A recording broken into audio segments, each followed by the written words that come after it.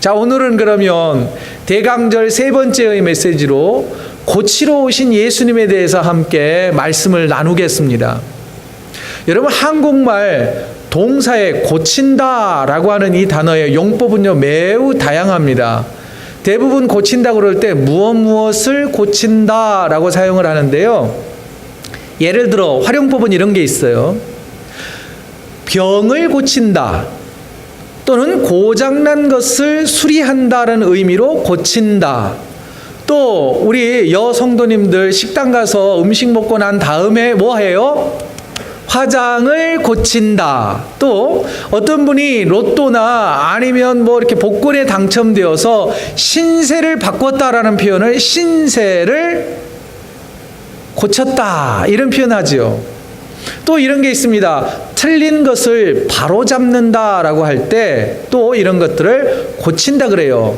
예를 들어서 오답을 고친다, 이런 표현을 쓰고 있습니다. 이처럼 고친다라고 하는 이 한글 동사는요 굉장히 다양한 의미로도 사용되어집니다. 자, 그러면 오늘 우리가 함께 묵상할 예수님이 고치러 오셨다는데 도대체 무엇을 어떻게 왜 고치러 오셨는지를 함께 살펴보겠습니다. 오늘 본문 23절을 우리 다 같이 읽지요. 시작. 예수께서 온 갈릴리에 두루 다니사 그들의 회당에서 가르치시며 천국 복음을 전파하시며 백성 중에 모든 병과 모든 약한 것을 고치시니, 이 23절은요 예수님께서 이 땅에 오셔서 크게 하셨던 주요 3대 사역을 말해주고 있습니다. 첫째는 하나님의 말씀을 가르치셨어요. 두 번째는 천국, 하나님의 나라가 어떤 것인지를 선포해 주셨고요. 세 번째는 바로 오늘 우리가 중점적으로 살펴보게 될 백성 중에 모든 병과 약한 것들을 뭐 하셨다고요? 고쳐주시러 우리에게 오셨다라고 하는 것이죠. 자, 그러면 이어지는 본문, 오늘 본문이 24절을 보지요. 구체적으로 어떤 병을 고쳐주셨나? 성경은 이렇게 말합니다. 모든 앓는 자, 각종 병에 걸려서 고통당하는 자, 그리고 조금 더 이제 점점 디테일해져요. 귀신 들려서 힘들어하는 사람, 또는 간질하는 사람. 저는 간질병이 얼마나 무서운지 알아요. 예전에 제가 섬기던 교회에 저와 저의 아내 결혼식 축가를 불러줬던 친구가 간질이 있었어요. 꼭 이맘때예요. 성탄절 이브날 아이들과 놀다가 발작을 일으켜서 그때 막 119가 오고 야단이 났었어요. 근데 그 이듬해 8월에 여름에 장마철에 길을 걸어가다가 발작이 일어나서 머리를 부딪혀서 사망하는 그런 일이 있었습니다. 그게 얼마나 무섭고 힘든 일인지 저는 똑똑히 보았습니다. 또한 중풍병자들, 사지가 마비되어서 움직이지 못하는 사람들을 데려왔더니 어떻게 하셨다고요? 그들을 고치셨다. 주님은 이처럼 많은 병자들을 고쳐주시러 오셨다는 거예요. 24절에서 언급된 특별히 그 질병들을 한번 보시지요. 여러분, 귀신 들린 사람들, 귀신에 붙잡혀서 괴로워하는 사람들, 발작하는 사람들, 온 사지마비가 마비되어 있는 그런 사람들, 그런 병은요 오늘날도 그렇고 고대 사회에서는 다 의사들도 가족들도 포기한 사람들입니다. 나을 가망성이 없는 사람들, 게다가 심각한 병에 걸린 사람들은요 율법으로 가족 공동체와 같이 살 수가 없었어요. 그들은 동구 밖에서 공동체 생활을 해야 했습니다. 율법적으로, 신앙적으로 사회생활을 할 수 없는 배척당한 사람들, 마치 들짐승들처럼 자기들끼리 모여서 끙끙 앓면서 괴로워하는 그런 사람들의 모습이었단 말이죠.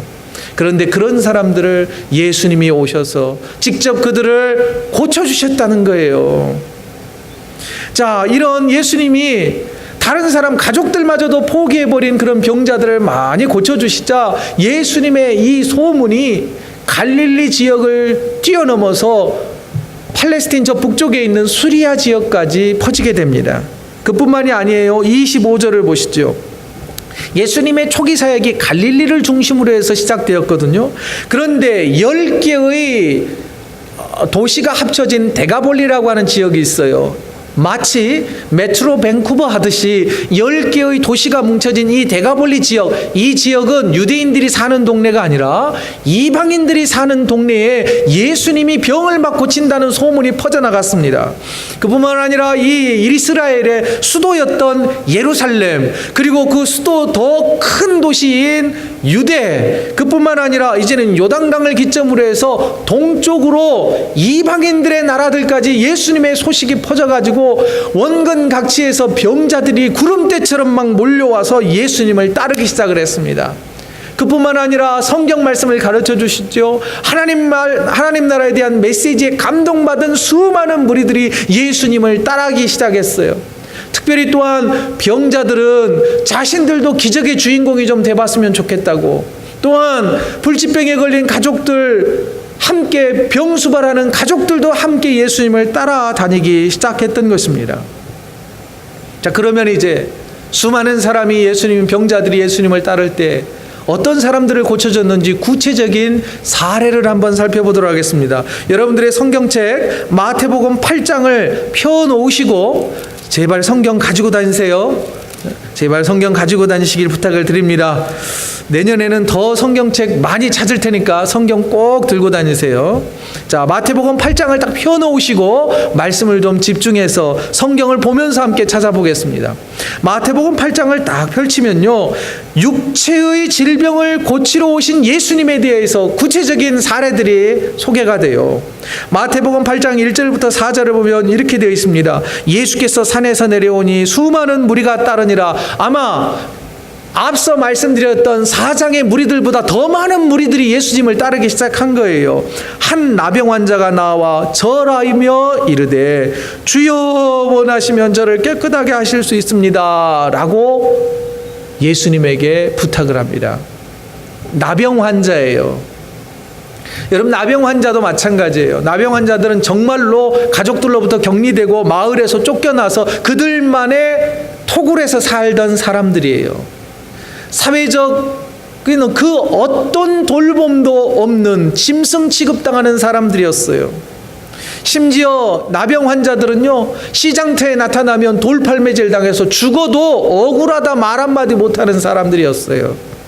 그런데 그런 사람이 예수님에게 나타난 것입니다. 예수님에게 나타나서 고쳐달라고 했더니 예수님이 어떻게 했나요? 약을 쓴 것도 아니고 신비한 주술 행위를 한 것도 아니고 말씀으로 고쳐주신 거예요. 이어서 8장 14절부터 17절을 보시죠. 예수님께서 베드로의 집에 가셨는데 베드로의 장모님이 고열에 시달리고 있었어요. 그랬더니 15절을 보면 그의 손을 만지시니 열병이 떠나가고 여인이 일어나서 예수께 수종들더라. 여러분, 다른 거 한 게 아니에요. 병으로 고열로 인해서 신음하는 그 여인 베드로의 장모님의 손을 잡아주었을 뿐인데 그 병이 고쳐진 거예요. 여기에서 보십시오. 모든 사람이 천벌이라고 말하는 나병, 또한 고열로 인해서 신음하는 그 여인의 병을 예수님께서는 깨끗하게 고쳐주신 거예요. 그러면서 이런 예수님의 고치시는 이 사역을 통하여서 마태복음 8장 17절 화면을 보시고 같이 한번 읽어볼까요? 시작. 이는 선지자 이사야를 통하여 하신 말씀에 우리의 연약한 것을 친히 담당하시고 병을 짊어지셨다 함을 이루려 하심이더라. 구약의 이사야 선지자가 예수님은 우리의 연약함을 고치시는 분인데 그분이 오시면 우리의 연약하고 병든 것을 고치실 겁니다 라고 예언을 했단 말이에요. 그런데 그 예언이 예수님을 통해서 직접 성취가 되었다는 거예요. 그것을 지금 이야기해주고 계신단 말입니다. 자, 병든 육체를 고쳐주시는 주님의 기적과 이런 은혜가 저와 여러분들에게도 나타나기를 주의 이름으로 축원드립니다. 우리 성도들 가운데도 육체가 연약한 분들이 참 많이 있는 걸로 알고 있어요. 우리 주님의 말씀의 능력이 우리 성도들의 연약한 육체를 고치시기를 주의 이름으로 다시 한번 축원드립니다. 그런데 이렇게 제가 축원을 하고 선포를 해도 목사님 그런 말 하지 마세요. 제가 약을 몇 개나 먹고 있는데 오늘날 그런 기적이 일어나기나 한답니까? 내 병에는 약도 없대요. 의사도 포기했는데 어떻게 나을 수 있어요? 절망하거나 포기하지 마십시오. 여러분, 지난 11월 월삭 새벽기도에 언급했고 소개해드렸던 내용을 다시 한번 소개해드리려고 합니다. 여러분, 지지난 우리 추수감사주일 때 신발 보냈던 남아프리카 공화국의 워체스터 지역 빈민구레에서 선교하시는 김종건 선교사님이 페북에 사진까지 올리면서 사실을 전해왔어요. 성도 여성도 한 명이 결핵에 걸려서 죽음의 위기에 처해 있었답니다. 아프리카 지역은 여전히 결핵이 무서운 병인가 봐요. 물만 겨우 마시고요, 음식은 섭취할 수도 없어서 죽음을 기다리는 그 성도를 위해서 온 교회가 합심해서 기도하기 시작했대요. 그랬더니 그 여인이 조금 더 기력을 회복해서 9월 30일 날 주일에 예배에 나온 거예요. 사진 한번 보시죠. 9월 30일 날 예배에 나와서 힘이 없으니까 쓰러졌다가 예배드리고, 또 아프리카 부분들은 열정이 많아서 예배 시간이 길대요. 누웠다가 같이 또 예배드리다 그러면서 그날 간증을 했다는 거예요. 하나님이 나를 살려주셨다고 간증을 했답니다. 그리고 약 3주 뒤에 10월 21일 날 여러분 사진으로 확연하게 변화가 보이지 않나요? 뼈만 앙상하던 그 여인이 이제 살이 좀 붙었잖아요. 그러면서 그날 주일 예배 때 특송을 했답니다. 카랑카랑한 목소리로 특송을 하는데 이 선교사님 눈물이 막 나더래. 너무 감격이 되더라는 거예요. 오늘날도 이 질병을, 죽음의 질병을 치료해 주시는 하나님을 찬양한다고 그러면서 페북에 연차적으로 소식을 전해왔단 말입니다. 사랑하는 성도 여러분, 나병 환자를 고쳐주신 주님의 치료하시는 은혜, 또한 아프리카 저 빈민굴에 있는 저 여성들을 치료해 주시고 살려주신 그 치료하시는 예수 그리스도의 능력이 우리에게도 나타나는 줄 믿으시기 바랍니다. 왜냐? 우리 주님께서는 연약한 육체를 고치러 오셨기 때문입니다. 두 번째, 예수님은 우리의 연약함을 고치러 오셨어요. 오늘 본문이 23절 다시 한번 볼까요? 23절 쭉 읽어보면 이렇게 돼 있어요. 모든 약한 것을 고치시니. 여기에서 약한 것이다라고 했을 때는 육체의 질병만을 말하고 있지 않은 것 같아요. 여러분, 흔히 우리가 저는 마음이 좀 약해요. 저는 겁이 많아요. 저는 영혼이 좀 메말라 있어요. 저는 과거에 가슴앓이 한 상처들이 너무 많아요. 쓴뿌리가 있어요. 저는 트라우마가 있답니다. 이런 표현을 하시는 분들 상당히 많습니다. 아마 여러분들에게도 그런 상처가 있을 수 있습니다. 다시 본문 24절을 보시죠. 24절을 보면 이렇게 되어 있어요. 각종 병에 걸려서 고통당하는 자. 병명이 정확하게 말해주지 않잖아요. 분명히 아파요. 신체와 증상도 나타나요. 그런데 의사들도 왜 아픈지를 모르겠어요. 어제 제가 말씀을 준비하다가 테드라고 하는 강의 프로그램 있잖아요. 그 강의 프로그램을 봤어요. 아주 유수한 대학에서 박사 전문 공부를 하다가 몸이 갑자기 아파져서 아무것도 못하던 한 여인이 나온 거예요.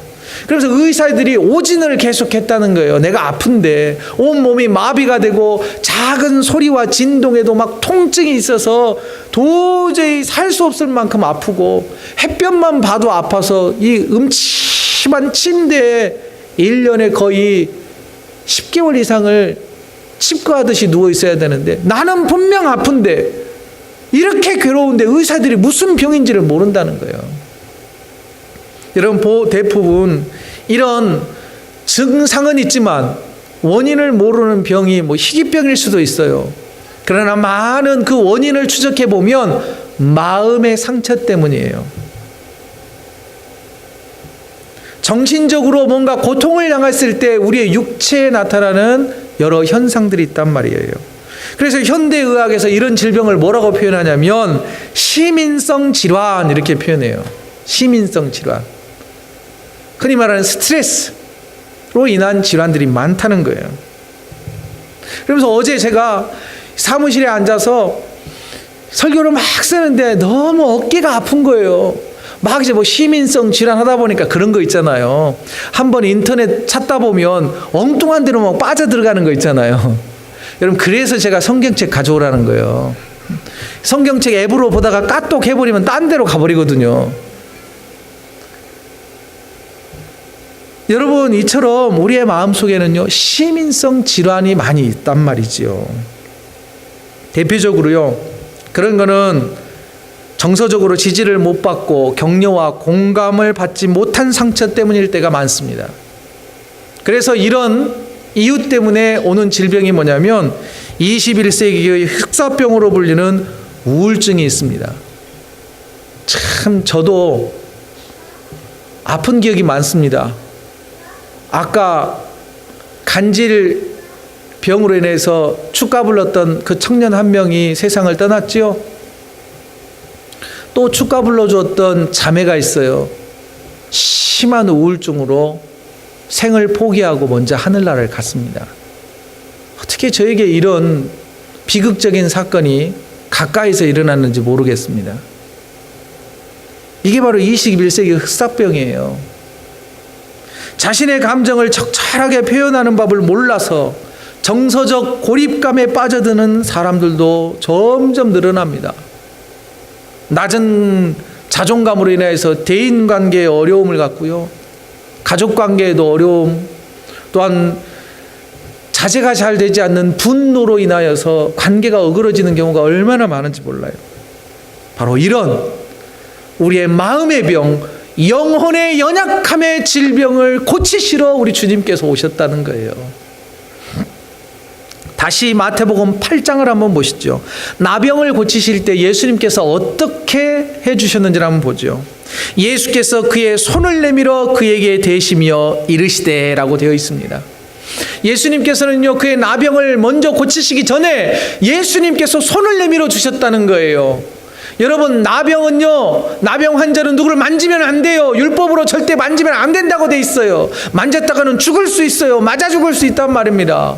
그런데 예수님께서 그 나병 환자를 개의치 아니하시고 만져주셨어요. 따뜻한 손길을 내밀어 주셨다는 거예요. 지금까지 누구에게 그런 손길, 사람 냄새 나는 것 한 번도 경험하지 못했던 그 나병 환자에게 주님이 손을 내밀어 주셨어요. 유찬이 아버지 어디 가셨어요? 한국 돌아가셨어요? 아, 오늘 안 오셨구나. 그런데 이야기해야 돼. 지난주에 유찬이 아버님 예배 끝나고 손을 잡았는데 손이 너무 따뜻한 거예요. 그래서 왜 그렇게 손이 따뜻해요? 그랬더니 웃으시면서 사랑을 많이 받아서 그래요. 그러더라고요. 여러분, 예수님의 손길이 사랑의 손길이었던 거예요.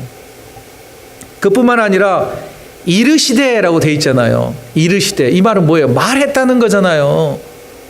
누가 말 걸어주는 사람도 없었어요. 왜냐? 죄다 다 내 주변에 있는 사람이 아프니 나병 환자들끼리 모여있으니 누가 가서 말을 걸어줄 것이며 누가 격려하고 공감해 주겠어요. 근데 예수님께서는 손을 내미시고 그와 말을 섞어주셨다는 거예요. 왜 그랬을까요? 몸이 치유되는 것도 중요하지만 그의 마음, 영혼이 치유되는 게 더 시급한 일이었고 중요한 일이었기 때문입니다. 여러분 보세요. 주변에 몸은 아무 데도 안 아파요.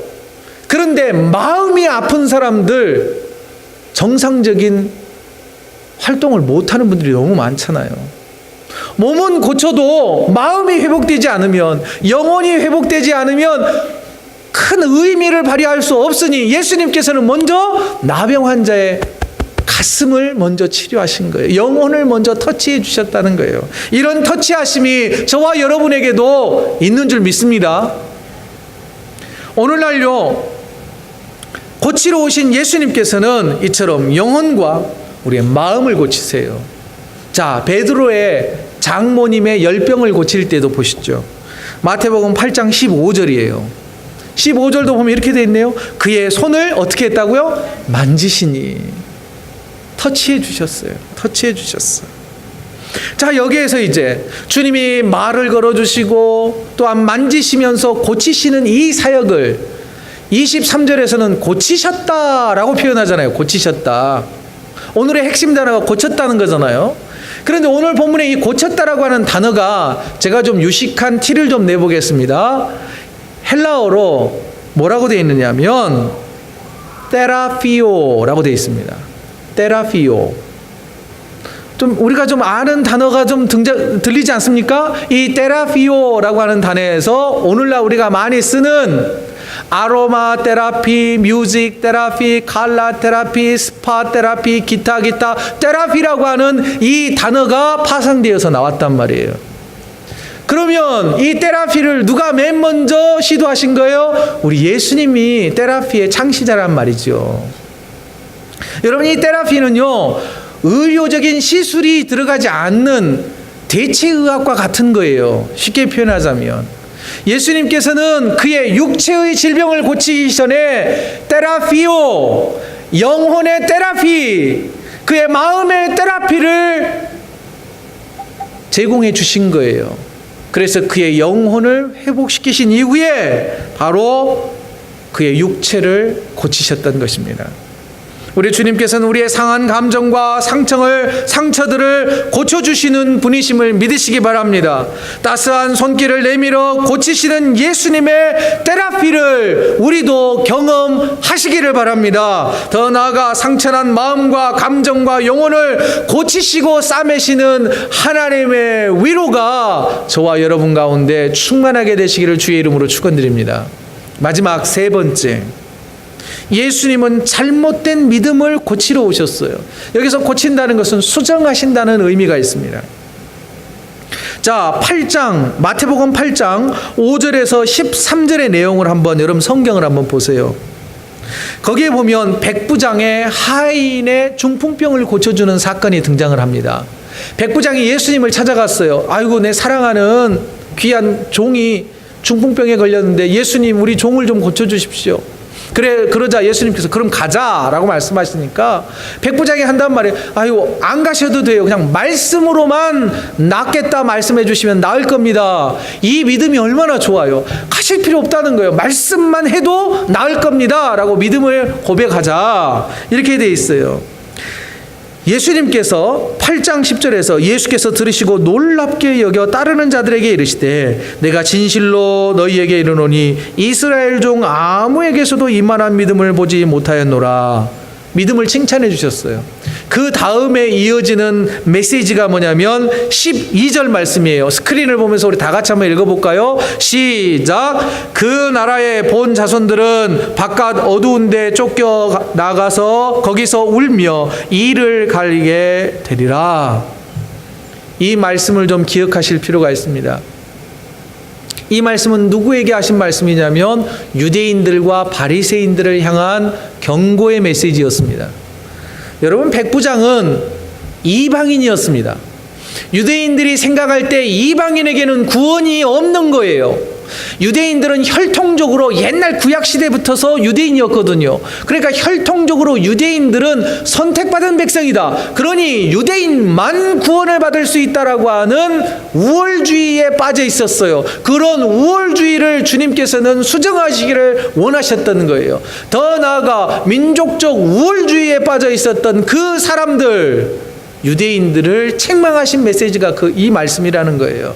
너희들의 믿음과 너희들의 구원과는 틀렸으니 고쳐져야 된다, 수정되어야 된다, 이것을 가르쳐 주시기 위하여 예수님이 오셨다는 거예요. 더 나아가 예수님 당시의 이 율법주의자들이 있었어요. 바리새인과 사두개인과 같은 사람들이 있었단 말입니다. 특별히 바리새인들은요, 600개가 넘는 율법을 잘 지키기만 하면 내가 구원받을 수 있다고 생각을 했습니다. 율법을 철저하게 준수하고 충성하고 율법에 순종하면 하나님께서 그에 따르는 보상으로 나를 천국 백성이 되게 구원을 베풀어 주실 거다고 생각을 했어요. 그런데 잘 보십시오. 누가 율법을 지킵니까? 하나님이에요, 나예요? 정신을 좀 차리시고. 자, 누가 율법을 지키는 거예요 지금? 나예요, 하나님이에요? 나잖아요, 나. 그죠? 그러니까 내가 율법을 잘 지키면 누가 구원을 주세요? 하나님이 구원을 주는 거예요. 그러면 누구의 몫이 더 큰 거예요?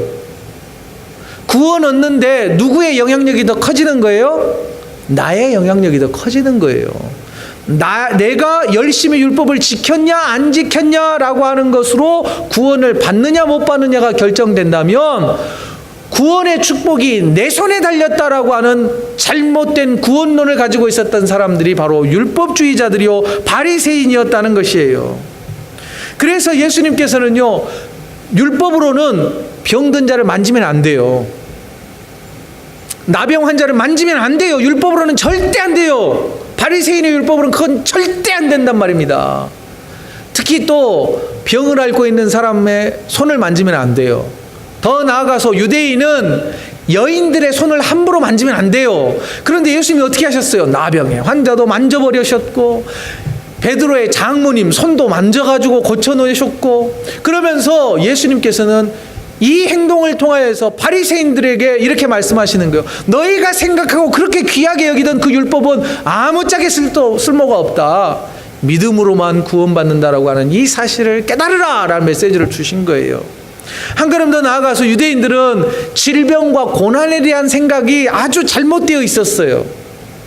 유대인들은 고통나거나 뭔가 고난과 어려움에 처해지면 대부분 이렇게 생각했어요. 마치 욥의 친구들처럼 잘못한 게 있네. 뭔가 잘못했으니까 하나님이 지금 심판하시는 거지. 잘 생각해봐요, 집사님. 권사님, 지금 그러는 거 아니에요. 지금 회개 기도해야 될 때라니까. 이렇게 생각하시는 분들이 오늘날에도 많습니다. 여러분 스스로도 그렇게 생각 안 되십니까? 왜 이렇게 나는 항상 뭐가 이렇게 안 되지? 내가 뭘 잘못했나? 하나님이 나를 심판하시는 건가? 내가 뭔가를 더 회개해야 하나? 아니요. 하나님께서는 그런 의도로 우리에게 고난을 주시지 않아요. 고난을 통하여서 우리를 성숙시키시려고 하는 하나의 방법이실 때가 많습니다. 고난 중에도 하나님이 우리를 구렁텅이로 막 심판하시는 게 아니라 우리를 위로하시고 격려하시는 것을 깨닫게 하신단 말이에요. 그런데 당시 유대인과 바리새인들은 인과응보의 하나님으로 하나님을 착각했어요. 여러분, 인과응보에 우리가 그러니까 잘하고 선한 일을 많이 하면 하나님이 복 주신다. 이거는요 다른 우상들과 똑같아요. 하나님을 우상과 동일시하는 죄를 범하고 있다는 거예요. 그런 믿음은 좋은 믿음이에요, 안 좋은 믿음이에요? 이거 계속 유지해야 돼요, 고치고 수정해야 돼요? 고치고 수정해야 된다는 거예요. 주님께서는 바로 이런 우리의 잘못된 믿음과 신앙과 신학을 고치시기 위하여 이 땅에 오셨단 말입니다. 자, 지금까지 우리는 예수님께서 연약한 육체를 고치러 오셨고, 우리의 마음과 영혼을 고치러 오셨고, 우리의 잘못된 믿음을 고치시러 오셨다라고 함께 살펴보았습니다. 자, 여기에서 한 걸음 더 나아가기를 원합니다. 예수님께서는 마태복음 10장 1절을 보면 예수님의 12제자 공동체에게 바로 이 고치고 바르게 하는 이 권능과 사명을 위임하셨어요. 이 12제자 공동체에게 위임되었던 고치고 바르게 하는 이 권능과 사역이 오늘날 우리 교회 공동체에게로 그대로 위임되었단 말입니다. 이런 권능이 어디에서도 나타나야 된다고요? 바로 우리 교회 안에서도 나타나야 하고 나타날 수 있다고 하는 사실을 우리 모두가 기억하자는 것입니다. 자, 그러면 예수님의 제자들이 그 병 고치는 그리고 바르게 하는 그 권능을 어떻게 사용했느냐? 여러분들 신약성경 190조 사도행전 3장으로 한번 가봅니다. 사도행전 3장. 사도행전 3장을 보면 예수님의 제자였던 베드로와 요한이 성전으로 기도하러 가다가 성전 미문이라고 하는 그 성전 문 앞에서 날 때부터 한 번도 서보지 못한 안진뱅이 장애인이 구걸하고 있는 것을 바라보게 되었습니다. 그리고 그 장애인을 나사렛 예수의 이름으로 일어나 걸으라 라고 하는 이 한마디로 그의 병을 고쳐주셨던 그 사건이 기록되어 있습니다. 그런데 여러분 잘 보십시오. 베드로와 요한이 어떻게 이 치료 사역을 감당하는지를 보십시오. 먼저 3장 사도행전 3장 4절인데요. 잘 보세요. 베드로가 요한과 더불어 주목하여 이르되 우리를 보라 하니. 베드로와 요한이요, 예수님의 테라피 사역을 그대로 따라합니다. 모방을 해요. 잘 보세요. 한 번도 누구에게 주목받지 못했던 장애인이며 구걸하는 그 사람을 어떻게 했다고요? 주목했다는 거예요. 주목은 뭐예요? 시선이 같다는 거예요. 시선이. 관심이 같다는 거예요. 그저 거지의 한 사람이 아니라 한 인격체로 그를 바라보기 시작했다는 거예요. 그 누구에게도 말 걸어주지 않았어요. 단지 그저 동전 몇 푼 땡그랑 던져주고 그냥 지나갔을 뿐인데 뭐라고 그래요? 이르되 우리를 보라. 이 말은 뭐예요? 말 걸어준 거예요. 나 봐봐요. 우리 좀 이야기해 봅시다 라는 거 아닙니까? 여러분, 베드로와 요한이 예수님께서 베드로의 그 장모, 자신의 장모님을 고칠 때 그 고치는 테라피 사역을 잘 보고 그대로 따라한 거예요. 그랬더니 어떻게 됐어요? 그 병자가 나은 거예요. 특별히 또한 이 테라피 사역이 베드로와 요한이 뛰어나서 고친 게 아니라 누구의 이름의 권능으로 고쳤다고요? 예수 그리스도의 이름의 권능으로 고쳐졌단 말이에요. 자, 그러면 이런 고치는 권능과 사역이 12제자의 시대로 끝났을까요? 아니란 말입니다. 저와 여러분들이 예수의 이름으로 기도를 할 때에 연약한 것들이 고쳐지는 은혜와 기적이 나타날 줄 믿습니다. 예수님의 능력을 믿는 저와 여러분을 통해 나타날 것입니다. 이 사실을 믿으시고 또한 이 권능을 사용하는 저와 여러분 되어지기를 원합니다. 자, 그러면 이제 한번 해볼까요? 옆 사람 손을 한번 잡아보세요. 손을 내밀어서 좀 붙잡아 보세요. 사랑이 전해질 겁니다. 주의 은혜가 전달되어질 것입니다. 또한 먼저 말을 건네주십시오. 그리고 들어주십시오. 그러면 그 사람의 마음의 문이, 영혼의 문이 열릴 것입니다. 그리고 그를 주의 이름으로 격려해 주십시오. 예수 그리스도의 이름으로 선포해 주십시오.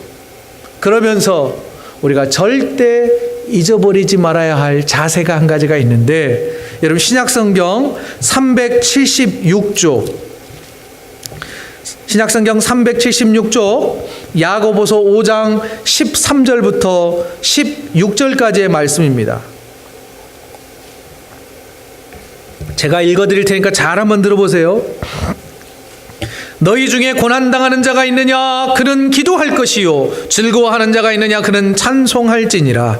너희 중에 병든 자가 있느냐? 그는 교회의 장로들을 청할 것이요. 그들은 주의 이름으로 기름을 바르며 그를 위하여 기도할지니라. 믿음의 기도는 병든 자를 구원하리니 주께서 그를 일으키시리라. 혹시 죄를 범하였을지라도 사하심을 받으리라. 16절은 우리 다 같이 한번 읽겠습니다. 시작.